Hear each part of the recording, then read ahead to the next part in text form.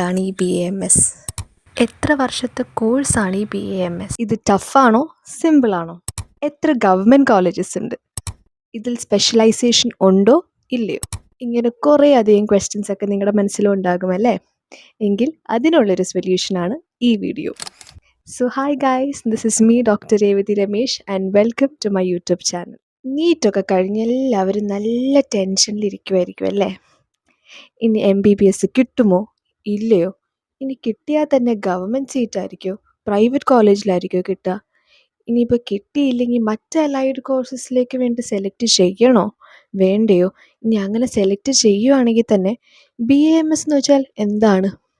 ഇങ്ങനെ കുറേ ക്വസ്റ്റ്യൻസ് അല്ലേ? സാരില്ല, ഞാനും ഒരു 6 വർഷം മുന്നേ ഈ ഒരു സ്റ്റേജിൽ കൂടെ കടന്നു പോയ ഒരാൾ തന്നെയാണ്. അപ്പോൾ നമുക്ക് ആദ്യം തന്നെ എന്താണ് BAMS? ഒട്ടുമിക്ക എല്ലാവർക്കും തന്നെ അറിയാം എന്ന് ഞാൻ പ്രതീക്ഷിക്കുന്നു.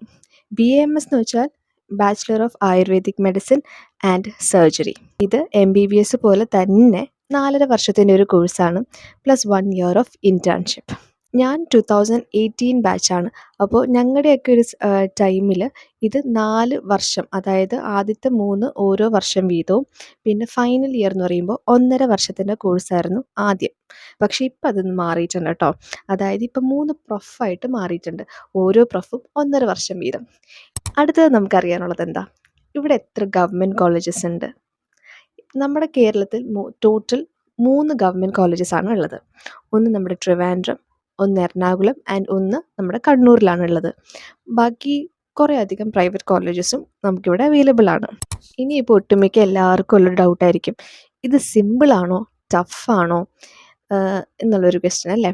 അപ്പോൾ നമ്മളൊരു കാര്യം മനസ്സിലാക്കണം, നമ്മളൊരു പ്രൊഫഷണൽ കോഴ്സ് സെലക്ട് ചെയ്ത് അല്ലേ വന്നിരിക്കുന്നത്. അപ്പോൾ എങ്ങനെ പോയാലും അത് സിമ്പിളാകുമെന്ന് നമ്മൾ പ്രതീക്ഷിക്കരുത്.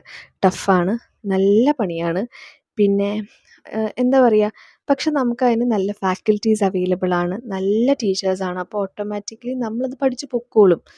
നമുക്കത് പഠിക്കാൻ വേണ്ടി കുറച്ച് എഫേർട്ട് നമ്മൾ എടുക്കേണ്ടി വരും എന്ന് മാത്രമേ ഉള്ളൂ.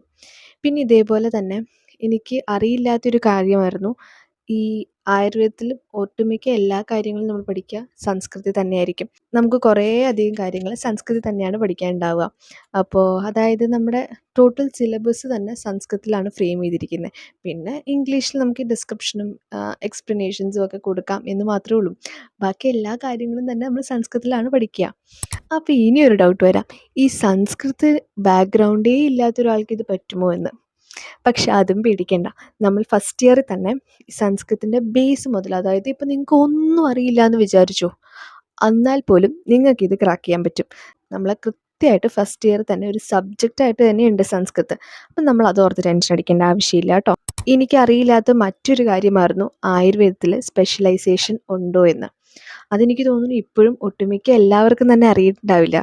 അപ്പോൾ നമ്മുടെ ആയുർവേദത്തിലും നമുക്ക് സ്പെഷ്യലൈസേഷൻസ് ഉണ്ട്, ഓരോ ഡിപ്പാർട്ട്മെൻറ്റ്. അതായത് ഇപ്പോൾ നമ്മൾ ഒന്ന് സിമ്പിളായിട്ട് പറയുകയാണെങ്കിൽ നമുക്ക് കായചികിത്സ, അതായത് നമ്മൾ ജനറൽ മെഡിസിൻ പോലെ വിഭാഗമുണ്ട്.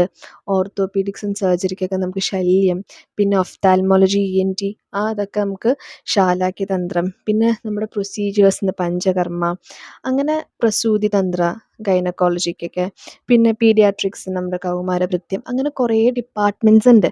എല്ലാത്തിനും സ്പെഷ്യലൈസേഷനും എല്ലാത്തിനും PG അവൈലബിൾ ആണ്. അപ്പോൾ ഇതിനെക്കുറിച്ച് എനിക്കൊരു 6 വർഷം മുന്നേ ഒരു ഐഡിയ ഇല്ലായിരുന്നു.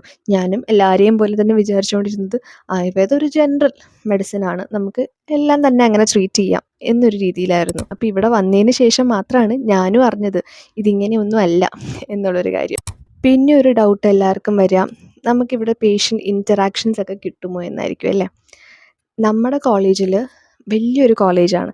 അവിടെ നമുക്കൊരു റൂമിൽ ബുക്ക് ചെയ്യാൻ തന്നെ 1 മാസം മുന്നേ ബുക്ക് ചെയ്യേണ്ടി വരും. എന്നാൽ മാത്രമാണ് നമുക്ക് റൂം കിട്ടുള്ളൂ. അത്ര അധികം റഷാണ്. അപ്പോൾ ഓരോ ഡിപ്പാർട്ട്മെൻറ്റിലും ഇഷ്ടം പോലെ പേഷ്യൻസ് നമുക്കവിടെ വരാറുണ്ട്.